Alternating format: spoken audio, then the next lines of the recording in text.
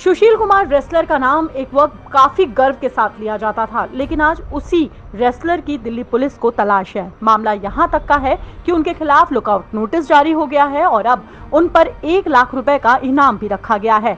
दरअसल सुशील पर अपने ही दोस्त की हत्या का मामला दर्ज है, जिसके बाद से ही वो फरार चल रहे हैं। कुछ दिनों की पुलिसिया खोज में उन्होंने दिल्ली और हरियाणा में अलग अलग जगह अपने ठिकाने बदले।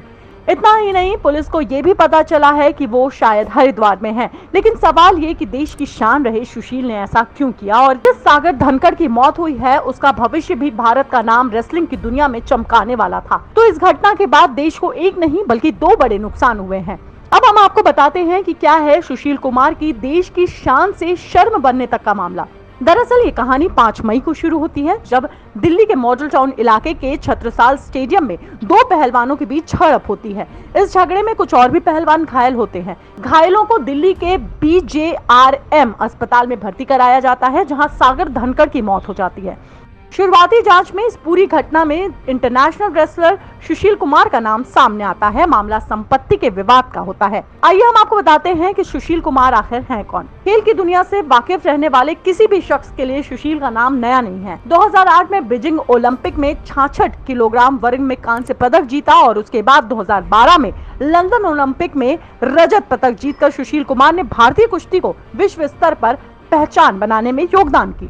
सुशील कुमार की उपलब्धियों की बात करें तो साल 2014 में उन्होंने कॉमनवेल्थ गेम्स के लिए गोल्ड मेडल जीता था। 2012 में लंदन ओलंपिक के लिए रजत यानी सिल्वर। 2010 के हुए कॉमनवेल्थ गेम में उन्होंने गोल्ड जीता था। वहीं 2010 में विश्व कुश्ती चैंपियनशिप में भी उन्होंने गोल्ड मेडल जीता था। 2009 की बात करें तो जर्मन ग्रैंड प्रीमियर में उन्होंने गोल्ड हासिल किया था। 2008 में बीजिंग ओलंपिक में ब्रॉन्ज। 2008 में ही एशियन कुश्ती चैंपियनशिप में भी उन्होंने ब्रॉन्ज जीता था। 2007 की बात करें तो राष्ट्रमंडल कुश्ती चैंपियनशिप में उन्होंने गोल्ड जीता था। वहीं 2005 के भी राष्ट्रमंडल कुश्ती चैंपियनशिप में सुशील कुमार ने गोल्ड जीता था। 2003 में उन्होंने राष्ट्रमंडल कुश्ती चैंपियनशिप के लिए गोल्ड और 2003 के ही एशियन कुश्ती चैंपियनशिप के लिए कांस्य यानी कि ब्रॉन्ज जीता था। ये उपलब्धियां सुशील के दिन रात की मेहनत का नतीजा थी, जो कि देश के अन्य बड़े कुश्ती प्लेयर के लिए प्रेरणा बन रही थी। पहलवान योगेश्वर दत्त हो या फिर गीता और बबीता फोगाट, बजरंग पुनिया हो या फिर रवि पुनिया, सभी सुशील के ही नक्शे कदम पर चलकर कुश्ती में अपना पहचान और अपनी नाम रोशन कर रहे थे। खेल के मैदान से लेकर टीवी के ब्रांड प्रमोशन तक सुशील हर घर में अपनी पहचान बना चुके थे। हालांकि जिस पहलवान सागर धनखड़ की मौत हुई, हरियाणा के सोनीपत के वो रहने वाले थे, लेकिन कुश्ती के गुर सीखने के लिए उन्होंने 14 साल की उम्र में ही दिल्ली के छत्रसाल स्टेडियम में प्रैक्टिस शुरू कर दी थी।